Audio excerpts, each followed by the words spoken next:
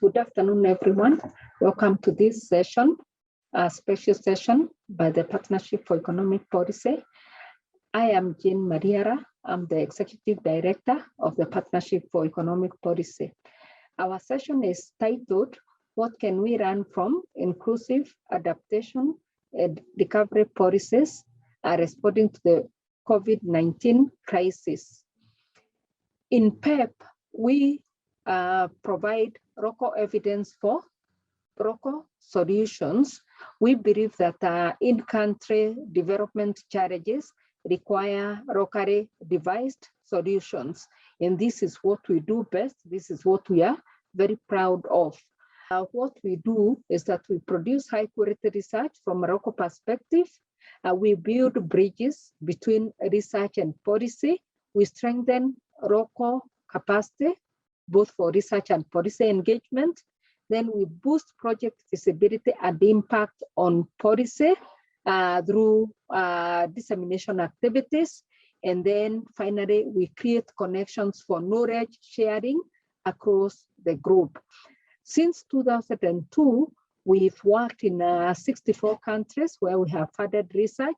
We've supported more than 350 projects, and 40% of them are low-income countries, and more than 1,000 researchers, 50% of whom are women, something that we are very proud of because the issue of gender parity, as we know, is noticed, especially among economists or in economic interventions. PEP, we support the researchers using a very intensive running and doing grant support program where we give researchers not just money, but we ensure that we invest in them very heavily. And the end result of this is very high quality research and also policy engaged research that involves local government institutions and policymakers who actually understand the local context very well. Turning to the project at hand, about which my panelists will be talking about, we have what we call the core project or COVID-19 Responses for Equity, funded by the International Development Research Center of Canada. And the aim of this project is fourfold. First, we assess the COVID-19 impacts and effectiveness of existing or potential policy responses. We provide evidence to inform the design of inclusive adaptation and recovery policies. Three, we develop country-level relevant tools to guide policy design and reform, and also ensure that the local researchers and governments can use these tools. And finally, we identify general lessons that can guide inclusive responses and recovery policies, not just in these countries in question, but also in other developing countries. And really, we believe that the same could also apply in developed countries. Looking at the countries and methodologies, we are using two main approaches in this project. First, we have policy simulations from the micro point of view, micro simulations and macro simulations using computable general equilibrium analysis. For the micro simulations, we have a project in 5 countries, and you'll be hearing about one shortly. That is Argentina, Ecuador, Ethiopia, Ghana, and Vietnam. For the computable general equilibrium analysis, we have Nigeria, we have Zimbabwe, we have Kenya, and Tanzania. And finally, for the experimental impact evaluations, we have one project in Ivory Coast and another one in Benin. We will not be able to talk about all countries in this session. You hear some flavor of it, and then the rest you can follow more information from our website. One thing that I would want to emphasize is the approach that we are using in this project, which is also what we are using in other ongoing PEP projects, and that is co-production of research. In the PEP projects, we have rockery-led projects through a collaborative approach, whereby we have ROCO teams who comprise senior researchers, and we also have government officers as part of the team. And the two sets of teams engage in periodic consultations, first among themselves, and then with target stakeholder institutions, to ensure that the project is very well aligned with what is happening on the ground. This approach is very important for several reasons. First, it helps to align research questions with existing country-specific policy needs. Two, it helps to adapt research agenda to evolving policy needs. Three, it helps to increase ownership of resource by the target stakeholders. And then finally, all these tend to maximize chances of evidence uptake to inform relevant policy processes. And we have a lot of evidence that this is actually happening. Again, I would refer you to our website for more information. Just a quick example of what I'm talking about here. We have, in the case of the Zimbabwe project, the local researcher in this project was actually invited to present the findings to the Minister of Defense and Security, who happened to have been appointed as the chairman of the National COVID-19 Task Force. This minister immediately presented the findings of this project to the cabinet, and the government is now awaiting for the final results of this project so as to implement some of the recommendations in the context of Zimbabwe. And we have many other cases like that. So finally, let me introduce the three panelists that we have this afternoon. These are our researchers for the core projects and also other PEP projects. We have first Guillermo Cruces, who is the Deputy Director of CEDRAS in the National University of La Plata in Argentina. He'll be speaking about work based on micro simulations in Argentina, Ecuador, and he may also mention about other countries. We have Bakar Ahmed, who is the Joint Executive Director of the Sustainable Development Policy Institute in Pakistan, who will be talking about experiences from computable general equilibrium analysis. And finally, we have Esther Owuni Adimi, who is a researcher with RADES, University of Parakou, Benin, who will be presenting on impact evaluation. So let me just thank you and note that PEP, we are very thankful to the International Development Research Center for funding this work and other projects within PEP. We are also funded by Hewlett Foundation. Actually, two of the projects, the experimental impact evaluation projects, are building on work that is funded by Hewlett Foundation. And then we also have work that is funded by the Global Affairs Canada. Thank you. I want to invite Guillermo Cruces to start off with this presentation. Then he'll be followed by Bakar and finally Esther, in that order. Thank you and welcome.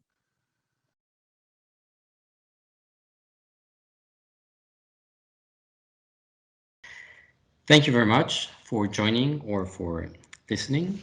Thank you very much for organizing this conference and for the invitation. My name is Guillermo Cruces. I'm a researcher affiliated with PEP, the Partnership for Economic Policy, the Center for Distributive Studies at the Universidad Nacional de La Plata in Argentina, and the University of Nottingham.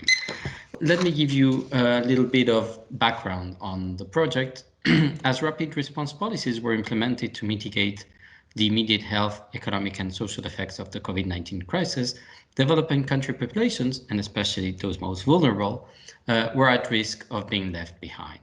In July 2020, Canada's IDRC awarded funding to PEP for CORE, a new COVID-19 crisis recovery research initiative for inclusive adaptation and recovery policies that covered 11 countries in Africa, Asia, and South America. I was involved with the 2 projects in South America, in Argentina and Ecuador, from which I will draw some examples and lessons. The originality of the project from PEP's side was that the organization worked directly with teams involving both local researchers and government institutions, and partners were identified ex ante and were directly involved in the formulation of the research questions and of the analysis. So let me show you, give you a showcase of the results for Argentina. The research team in Argentina estimated that poverty levels rose to 47.5%, which represented almost 13 percentage points higher than the situation before the pandemic.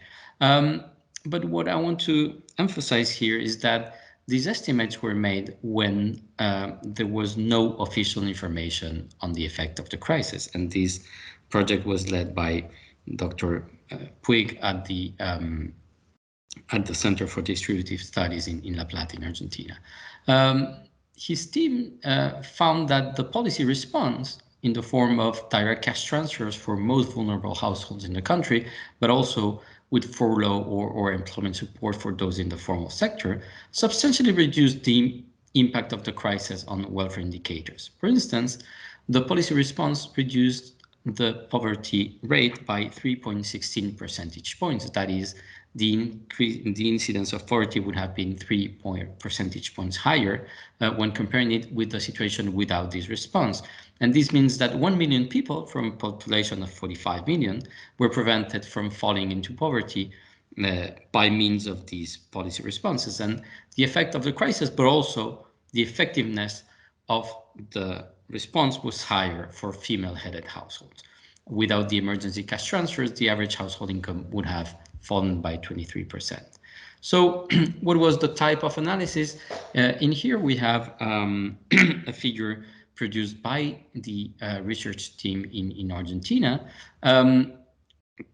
where we can see poverty and Gini inequality levels before and after the crisis. These are the team's estimates.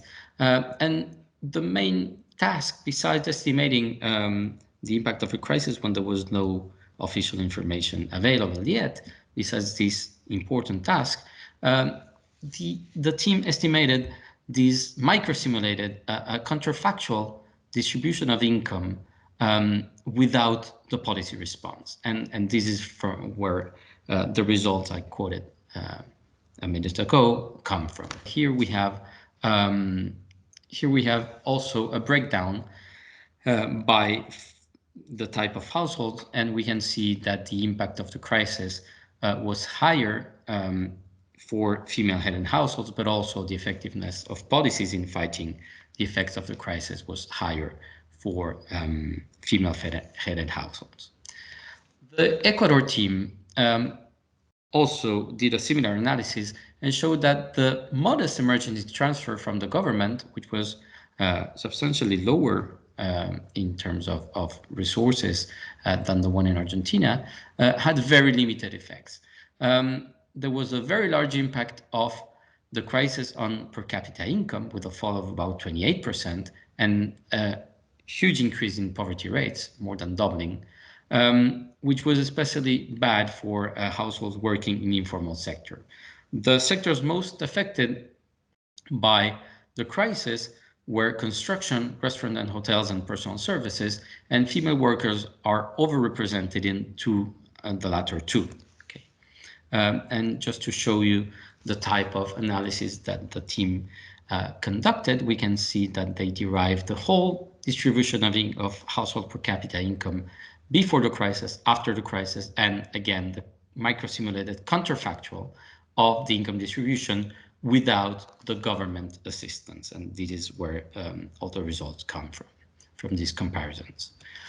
So regarding the results in other countries, I cannot, of course, cover the 11 countries here, but other microanalysis concentrate on employment effects by sector and their impact on poverty, whereas the countries where PEP developed a macro approach were based on general equilibrium models that gauged the effect through production, tax collections, import, exports, prices, and other mechanisms. And all the documents are available on the PEP website.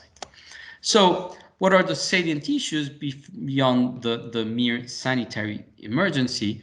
The social effects of the crisis imply increased poverty and inequality, with longer-term effects in the form of loss of human capital, the education of children, and hysteresis in employment for adults. And we want to emphasize that we find a gendered impact of the crisis, whereby women were certainly more affected in terms of employment and poverty. And there were also very large fiscal impacts that were covered by the more macro studies in the project. So what are the lessons for the future and further analysis regarding the continuing 2021 pandemic? The best option seems to be some combination of direct cash transfers with employment support, but the depth of the crisis implies that the targeting has to be very broad to minimize exclusion error at the expense of inclusion error. The crisis was so generalized that the narrow targeting of social policy is certainly not the best way to reach all households affected by the crisis, which were much more than what we would have had in a normal recession or crisis. Of course, we were very adamant in terms of incorporating the gender dimension, both in the analysis and in government assistance, because female-headed households were the most affected by this. In terms of further analysis, the gender impact of the pandemic and looking at which sectors were most affected and how the help reached different types of households is very important. And finally, we think we can derive some policy lessons for developing countries beyond pandemics, both during emergencies and normal times from the reaction to the pandemic. So thank you very much. As I said, this presentation summarizes the contributions to the Partnership for Economic Policy to the project entitled Simulations and Field Experiments of Policy Responses and Interventions to Promote Inclusive Adaptation and Recovery from the COVID-19 Crisis, with the assistance and financial support of IDRC. I hope we can meet our esteemed colleagues at wider and at other institutions soon in person. Thank you very much. Hi, everyone. Let me start by thanking the organizers for the teams who have been involved in excellent organization of this conference. The title, which was researched by the Pakistan team, was Fiscal Policy Response to COVID-19 Pandemic.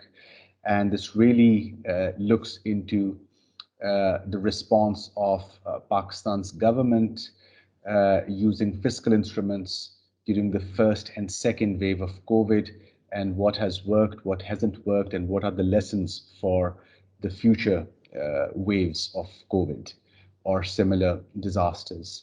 Amid COVID-19, at least until the second wave, economic growth had plummeted to negative 0.5%. Manufacturing sector was hardest hit. Public investment had declined, given that there were other needs which government had to respond to, a sort of diversion of public resources towards pandemic-related needs.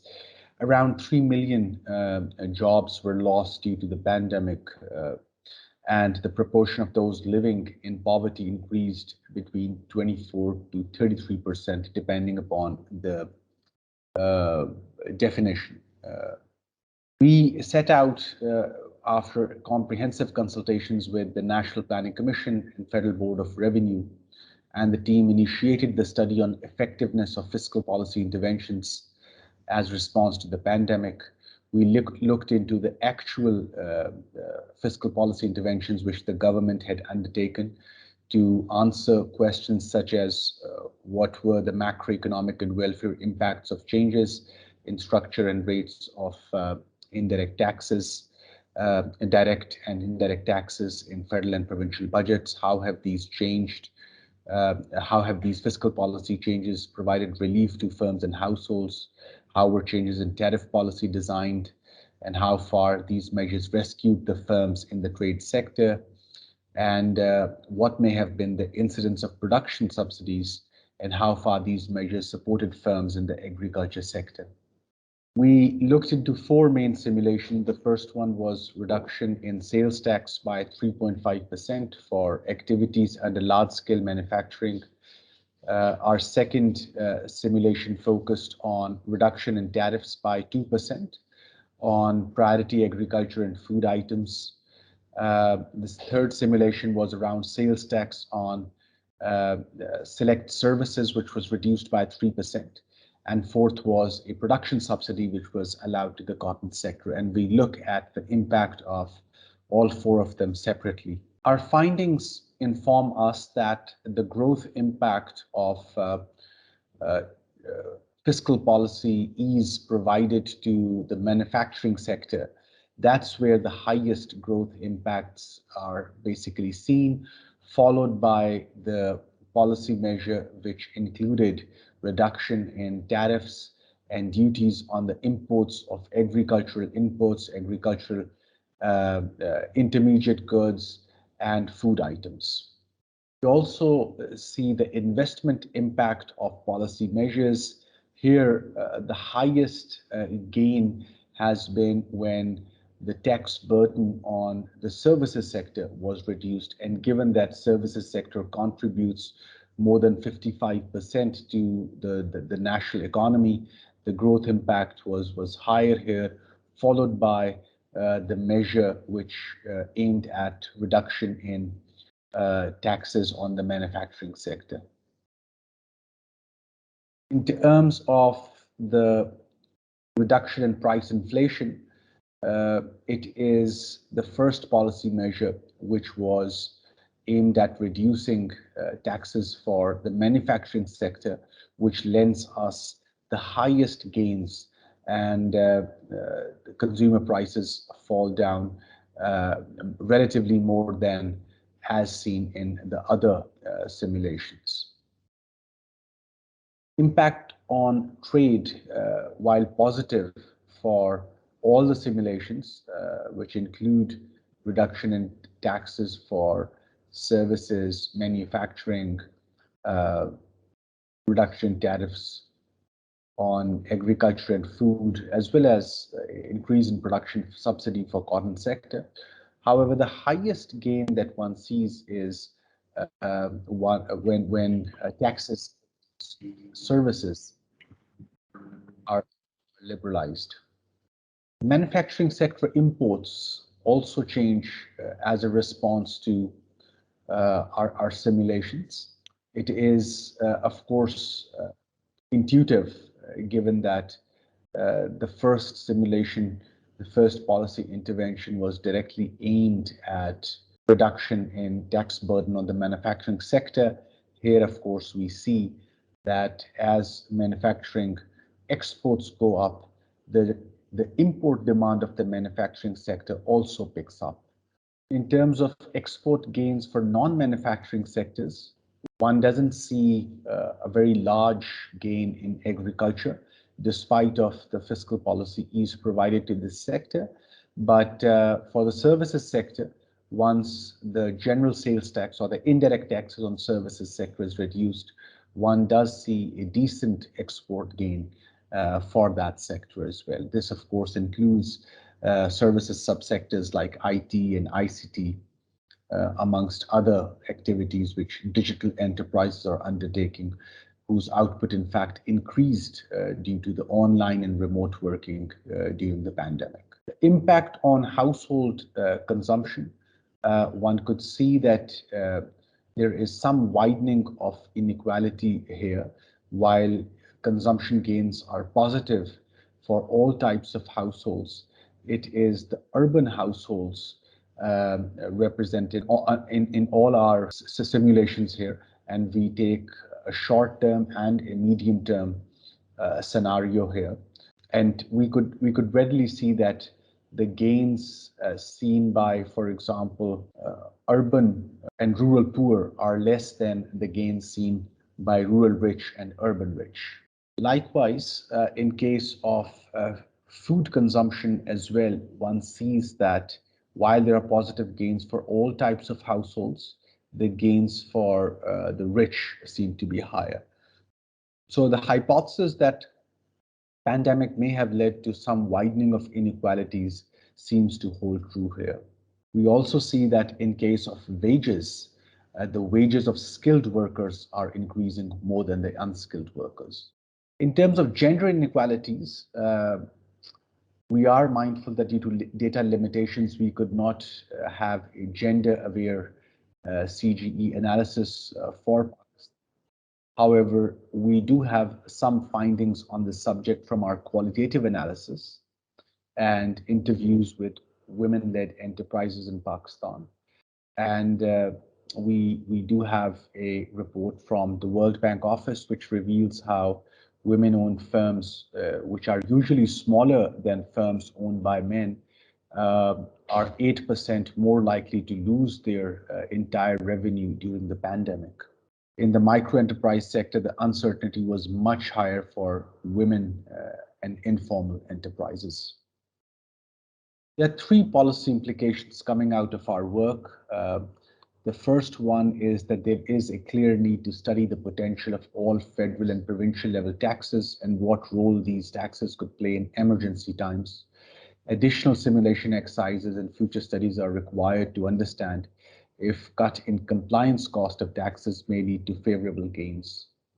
Second, given that we see some inequality enhancing impacts of tax policy, therefore the future exercise could offer insights into what supplementary expenditures or social protection related measures could be expanded to compensate for increase in inequalities. And finally, tax policy changes amid COVID-19 haven't resulted in significant export gain for agriculture and food sector. This needs to be explored further as this sector was able to see rise in availability of important inputs even during pandemic. This sector received a lot of tax policy liberalization interventions as well. Additionally, local inputs were also subsidized. So these are the three main key takeaways, which in the coming days we look forward to exploring further with the policymakers, particularly the National Planning Commission and Federal Board of Revenue in Pakistan. Thank you. Ladies and gentlemen, welcome to the presentation of the key finding of our research entitled Adaptation to and Recovery from the COVID-19 Crisis in Benin. As you know, for several developing countries such as Benin, agriculture is emerging as a predominant sector for economies and social development. In Benin, the agriculture sector, like soybean sector, has many challenges. For 2009, the sudden health crisis could slow down an economic activity in its functioning. The case in point is the coronavirus pandemic, which became a global crisis since 2020. Since the crisis, we note the decline in household income, the loss of jobs, and the increase in household spending. Like all countries, Benin has taken different social and economic action to help and advance of the pandemic and lessen its negative effect. Then UNPS also supports its members to implement government action, but there has not yet been a study showing actual action for the benefit of producers, and especially for the one of soybean production. Our main research questions are: what is the producer knowledge level, scale, and practice following the COVID-19? What are the producers' perceptions and strategy developed against the effect of COVID-19. The study area is made of 4 departments in the north and central part of Benin. The data will collect in a total of 19 villages, and 75 soy producers were actually surveyed. The data were collected through a household questionnaire and individual questionnaire, and the analysis of data consists in providing simple descriptive statistics. What are we finding in this research? In this research, we're finding that water access, hygiene, and sanitation conditions are not met in the surveyed household. There are gender inequality in household as well as education, training, associate members. For knowledge, attitude, and practice, we saw that the majority, 94% of soybean producers surveyed are aware of the existence of COVID-19. Unlike studies by Desclard et al. 2020, which showed that producers doubt the existence of COVID-19 in Africa. The knowledge score are high, 8 to 9, and not much different for men and women. Kabamba et al. 2020 reported the same trend on the population of urban areas in Kinshasa. More than half of men and women consider COVID-19 to be a reality. Only 15% of producers believe that the crisis is likely to return in the future.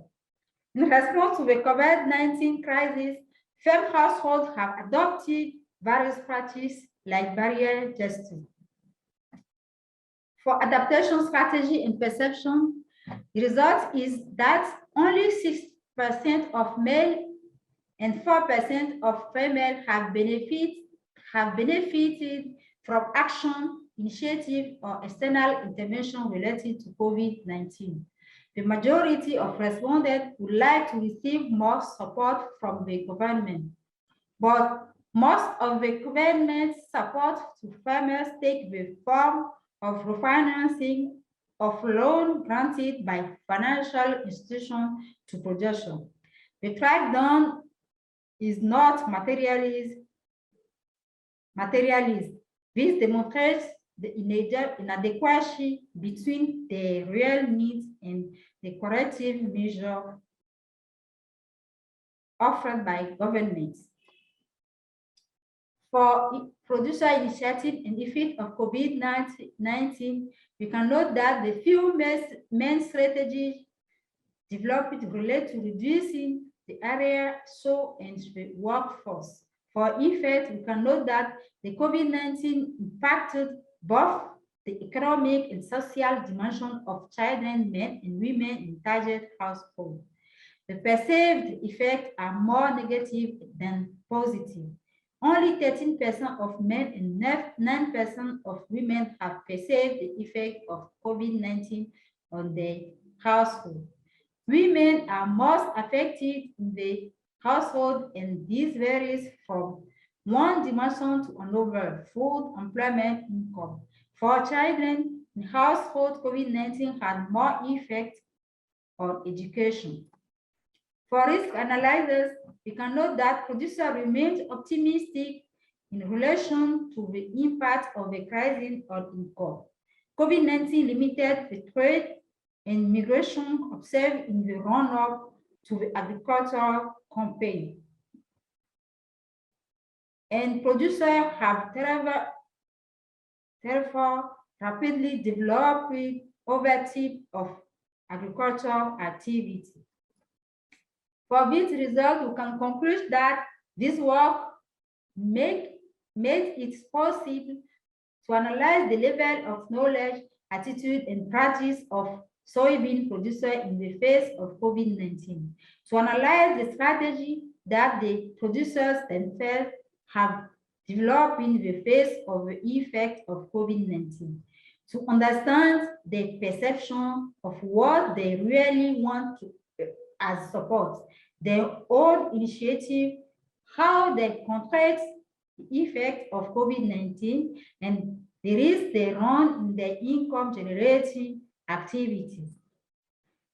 The courage of outwork shows significant aspects of human life and will not only contribute to scientific knowledge on the issues of crisis of COVID-19. It also calls on political decision makers to issue development action in the direction of support to small production households in order to improve their resilience to the effect of the COVID-19 pandemic in Benin Republic. Thank you for your attention.